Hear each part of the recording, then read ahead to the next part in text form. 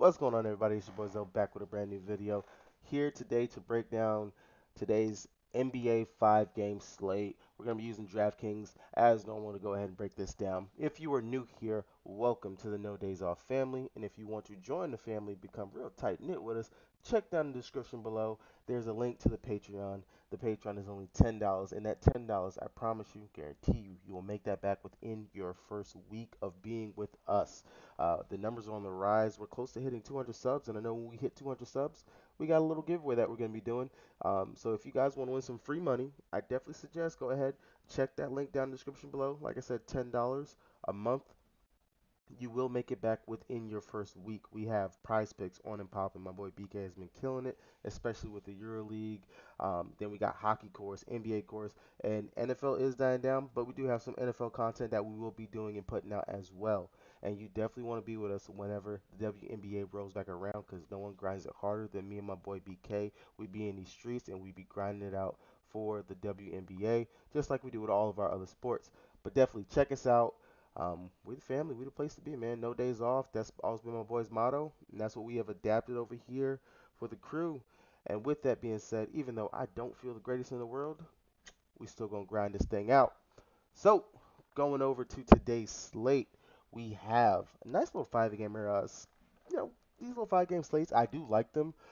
It's the news is pretty much pretty condensed. You don't have to wait too long, especially whenever we don't have late games. The latest game that we have today is 9 p.m. So that makes the slate really interesting because we should have all the news that we really need, especially with the injuries that we do have in some of these games with the Orlando, Detroit, the Utah Jazz. That's a big one, especially if you played last night, which of course crushed last night, by the way. If you had the right value pieces from the Utah Jazz game and the right studs, you did very well last night. And like I said last night, we did really good. I know my chorus they crushed it for NBA, especially over on DraftKings. It was beautiful. Waiting on that news. I know some of the patrons was like, "Hey, where's the core?" I was like, "Hey guys, it's gonna be a little bit later because I really need this Utah Jazz news." And definitely it came to fruition.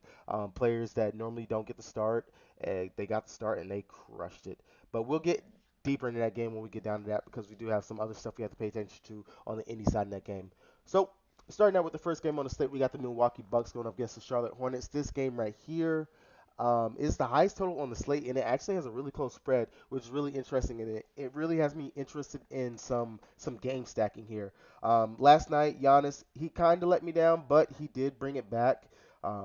He got in early foul trouble, which really kind of messed him up. And then on top of that, the Bucks pretty much blew out the Nets. The game was not as close as what many people were expecting it to be. The Nets definitely struggled really badly in that game. James Harden had an off night, so Giannis didn't have to do too much. Even with Drew Holiday missing, Chris Middleton somehow stepped up. And of course, I still hate him. I still will not roster him. He is unfortunately on that do not play list. And I literally bite my tongue every single time I fall on his name whenever I'm building a lineup. I'm like, ugh. It's so hard for me to play him. Him and who is it? Hayward, Gordon Hayward. Those two players right there. It is so hard for me to play them because they let me down time and time again whenever they're in these great crushing good spots. Just like today, Chris Middleton is in a really good spot. Once again, going up against the Charlotte Hornets. The Hornets play no defense at all whatsoever. As you can see, looking at their opponent rankings, their DVPs, looking up and down on this right here. Giannis has a 28 opponent ranking going up today. Chris Middleton 29. Bridges on the other side for the Hornets 27th. So this game all around high total. It should be high pace. The Bucks like to push this pace. Hornets love to push the pace. Last time these two teams played, it was a beautiful scoring. Melo went off for like 65, 67 fantasy points.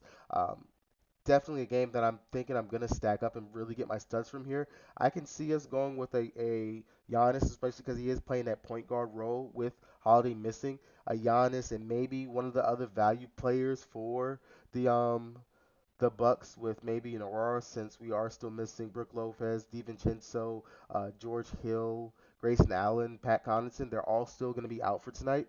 I can see running maybe something like that because he has been very consistent. And then looking on the other side to maybe Bridges. I love Bridges tonight. I really think that this is a spot where he's going to pop, especially with Milwaukee running small line and whatnot. He's not going to really have to worry too much. I personally don't think he's going to have to worry too much with Giannis himself, and he did pretty good in this spot last time. He dropped 38 fantasy points.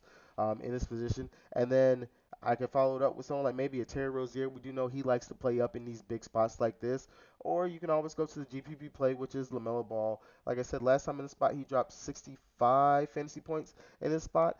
But he's just been so hit or miss, so hot and cold. His minutes have been up and down. I just don't know what is going on with Melo, man. But last time out, he dropped 45 fantasy points, but 2 games before that, a 25 and a 26. He's just been so inconsistent, and it's so hard to trust him here.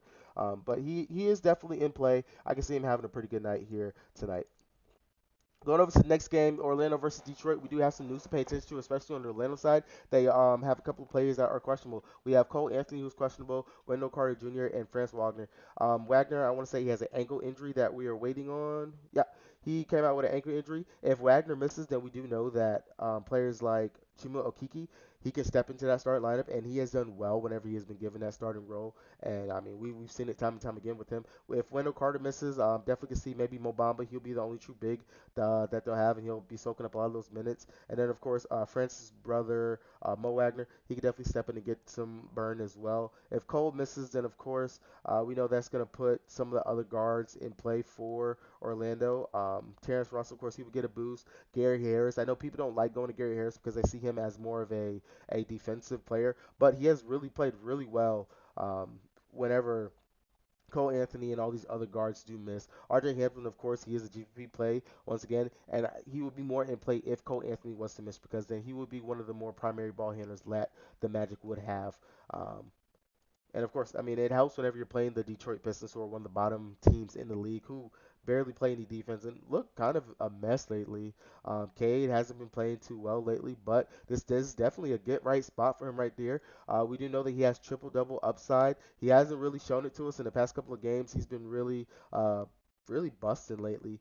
5 for 19 from the field goal, 6 assists, 5 rebounds. He hasn't really been doing too much. This is definitely a get right spot, and I can see Cade having a big night right here. 8,300 is not a bad price tag. Definitely someone I can see us going to. Everyone else on Detroit, with all of them getting back healthy, their main pieces and stuff like that, I really can't see myself going and playing any of these guys. Trey Lyles, with Isaiah Stewart back, I can't see myself going there. Hamdi Diallo, Sadiq Bey, they both got priced up really high, and I mean, this is a really good game, but I can't see myself paying 7,900 for someone who's going to give me a 12.75 or a 19. Yeah, no, this is not it for me. Same thing with Hami. I love Hami to death, but man, paying 7,600 for someone who can give me a 20, nah, I'm not with that. There's other spots that we can go ahead and burn that salary. Going on to the next game, we got the Utah Jazz versus the Pacers. Definitely this game right here, we need the injury. We need the news for who's going to actually play. Donovan Mitchell is questionable. Apparently, he got held out last night due to some back soreness, so he may be back today. Rudy Gay was a late scratch. So glad that we waited on the news for that because with Rudy Gay being out, that let us go, and we played someone who we will never probably play again this season. But where is he at? Hughes balled out last night. And if Gay is to miss again, and if Joe Ingles, Bogdanovich, if all of them are out again, I'll go right back to Hughes. Hughes and Pascal, they both balled out. They killed it last night, and I have no problem going right back to both those guys. If some of these guys that we are waiting to get news on are out once again, definitely those value guys that we were looking at last night, we can go right back to them. Mike Conley is expected to play tonight, so Forrest and what was his name? Forrest and Butler. I can't see us going there, and we just really need to wait for that Donovan Mitchell news. If Mitchell misses, then I will be really high on Mike Conley because he will be the primary ball handler. Depending on if Brogdon is in or not, and Karis LeVert, he might have a pretty cake defensive matchup as well. And I mean, he's one of the main primary starters, which would be playing with some role players. He would have so much uses going on as well. Uh, I couldn't see myself not playing Mike Conley. That's if Donovan Mitchell does miss and some of these other players do miss as well. The other player who is pretty much a stone cold lock on this slate, and I'm just going to go ahead and slide him in. This is something I never do whenever I do these breakdowns, but Hassan Whiteside is the lock of the day. Playing cash games, don't overthink it. Rudy Gobert is out. He is not playing. The main big that they have is going to be Hassan Whiteside and Pascal. Pascal will see some minutes at center. Even though they have Azukabai, whatever the heck you say his name, he's not good at all. I'm sorry. He's not a good center. He has freaking center blocks for feet. He looks horrible out there. I don't like him. He played very sparing minutes anyway. If I have to go between any of the bigs that the Jazz have, it's going to be between Hassan Whiteside and Pascal. I can see both of them getting really good run, especially Whiteside. This is a great bounce back spot. I'm not saying that Whiteside did bad last night for playing 30 minutes, he only gave us 20 fantasy points. Granted, his shot wasn't really falling. He really didn't have that many shot attempts. Um, 5 fouls. He did his thing with a couple of blocks and whatnot, but he just wasn't too active and everything. And it really seemed like the Jazz had everything going more from the outside because they were sinking a lot of threes out there. But yeah, Hassan Whiteside is definitely lock of today's slate for sure. So do not overthink it, especially playing cash games. Going over to the Pacers side, like I said, we do need the news on Michael Brogdon, Karis LeVert, and Durante. If they're in tonight, then of course Pacers back at full health. I really don't see myself playing any of these guys when they're all back and all the usages to go around. And then, of course, you're playing the Jazz, who are not the fastest paced team in the league and, kind of like to muck stuff up anyway. I can't see myself going there or anything like that. If you want to take a flyer on maybe like someone like Sabonis, I can definitely see him giving Whiteside some fits down there. This is definitely a spot that I can see that happening for sure. And I don't mind playing him, especially if Levert and Durante are still out. Definitely, he will still have some of that usage to go around, and we can see a nice little two-man game between him and Brogdon. If Brogdon does play, Brogdon is coming back off of an Achilles injury, as why sore Achilles, should I say? So I wouldn't be surprised if he did have a little bit of a minutes limit with him being out there. So I wouldn't really be all in on Brogdon if you were looking at him, especially for your GPP player pool or anything like that. Going over to the next game, we got the New York Knicks versus the Boston Celtics. D. Rose and Kemba Walker are still out. Evan Fournier is the big question mark that we have for today. He is questionable with, I want to say it was a thigh bruise. Yep, left thigh contusion. He lit the Celtics up. Revenge narrative is 100% real in this French man's mind because he played like a man on a freaking mission out there and was just handing it to the freaking Celtics. Like, no one else could get it going for the Nets. Sorry, not for the Nets, for the Knicks, and he just started just lighting it up. It was amazing, great to watch. This is the second time that he has done it this season, and if he plays, I can see him in a GPP. But once again, when you look at his game logs, 5.75 fantasy points in 22 minutes, 21 points. Yeah, no, he is so inconsistent. He's not someone I'm gonna flock to. I'll let everyone else flock to him, especially coming back from a thigh bruise. He has to get up there. He has to get that lift to jump it. Maybe that thigh might be bothering him too much, so those shots might not be sinking. But someone you could definitely see in GPPs. If he does miss, Alex Burke will get a boost, especially he might be sliding into that starting role with Fournier being out if he is out. And then RJ Barrett. RJ Barrett is actually my favorite Nick that I do like for today. He did hit that game winner going up against them, but it's just been something about Barrett's game lately. He's looked really, really well. Between him and Julius Randle are the two players that I normally would play from the Knicks, besides when Kemba was on that really nice hot streak. But RJ Barrett is definitely someone I would look at if I'm looking at any Knicks. If I want to do like a mini stack from this game, I can see a RJ Barrett or Julius Randle.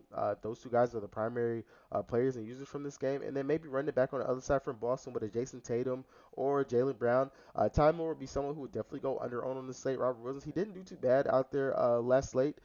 Going up against the Knicks, he dropped 36.75 fantasy points in 34 minutes. I know people tend to shy away whenever Horford is healthy and will play, but Robert Williams still finds a way to get there night in, night out, and I don't mind going back to him here in this spot as a GPP play. Granted, he's not going to get it for you with his points. He's not going to get it for you really with his rebounds. It comes from the peripheral stats that he does with the blocks and steals. So, no, if he's not getting you none of this stuff, he's probably not really doing anything out there. He has triple double upside, but that's a once in a blue moon type thing. So don't get too happy with that. He is definitely a GPP play, especially with Al Horford healthy. If I was out, then I'd think about it.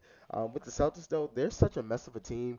They need to go ahead and trade some of these players and get rid of somebody. I think it might be time for Smart to go ahead and leave, or maybe get rid of one of Tatum or Brown. But the Celtics really do need some kind of shakeup. Something has to happen right there. We got a 207 total for today, and I really don't see myself going here. It is one of the lowest totals on the slate. It is two slow-paced teams, so I really might just fade this game. Might just make it a four-game slate for me on today. Going over to Miami and Phoenix, last game of the slate, 9 o'clock. Only news that we have to really worry about is whether or not Jimmy Butler is going to play. Because if Jimmy plays, I do have some interest here, since he will be going up against one of the number one teams in the league in the Phoenix Suns. And if you've noticed, whenever Jimmy Butler plays, he typically likes to play up to these type of games in matchups like this. So I could definitely see him having a really good game here if he is in. And then of course we don't have any Bam playing, so the usage and everything is going to be there for Jimmy. It's definitely someone that I do have some interest in. with that, you're Steven. He should see some decent run because he is going to have to match up against Aiton and McGee since they are both expected to be back. Aiton is back today, and so is JaVale McGee. So, Yurt Steven, he's going to have to see some minutes. We do know they like to run PJ Tucker out there as the center position and stuff like that, but Yurt should see some run, especially with Dedmon still, um, you know, out.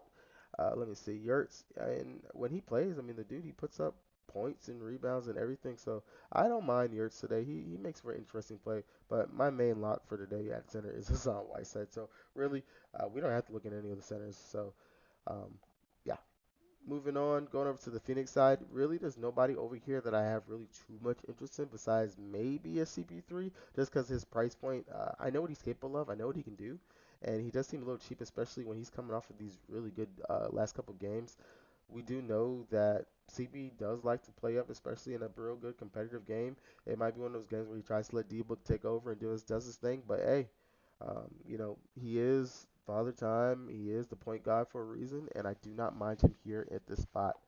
All right, guys, so that is going to be my slate breakdown for today. Like I said, I'm really high on this Milwaukee and Charlotte game, and then maybe just plug in some pieces from these other games. Stone Cold Lock for today is, of course, going to be Hassan Whiteside. So, yeah, if you guys new here, you guys want to join the fam, make sure you guys check down in the description below. Hit the link for that Patreon. It is only $10, and I promise you will make it back within your first week. $10 to get you a whole bunch of cores, prize pick plays. We've been killing the game, and you get to join one of the coolest families, coolest DFS families out there. Like I said, we hit 200 subscribers. We'll be doing a giveaway. $50 for actually all the new subscribers. We'll be doing a drawing for that, and then $50 will be going to one of our already current members. We'll be doing a draw for both of those once we hit the 200 subs, and I'll let you guys know more about that. If you guys just find my channel, make sure you guys go ahead and hit that subscribe button. Trying to do this stuff daily right here, where I go and do a slate breakdown of the slate, give away some of the plays that I am on and that I'm high on, and you know, give you guys some perspective of how I'm looking at attacking the slate and whatnot. If you want to see my cores and stuff, you got to check the Patreon. Go ahead, sign up for that right there. Check the link down in the description below for all the other stuff that I have down there as well. Hopefully, I do see you guys inside of Discord. Leave some comments. I definitely will respond to comments if I do see them. Hit that subscribe button. You guys can see the shorts that I post daily. I'm posting shorts for Prize Picks as well. Definitely something that you don't want to miss. And stay tuned. I might actually be posting some shorts of core plays as well for NBA as we continue to grind out this season. Until next time.